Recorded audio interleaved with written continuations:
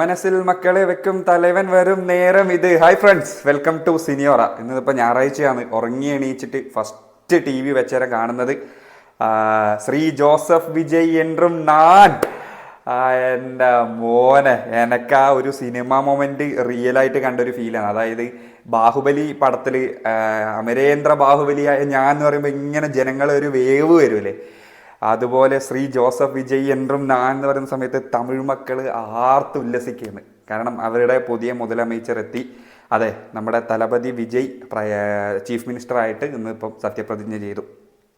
പറയാനുള്ളൊരു കാര്യം എന്ന് വെച്ച് കഴിഞ്ഞാൽ, വിജയിനെ ചെറുപ്പം തൊട്ട് നമ്മൾ സിനിമയിൽ കാണുന്നതാണ്.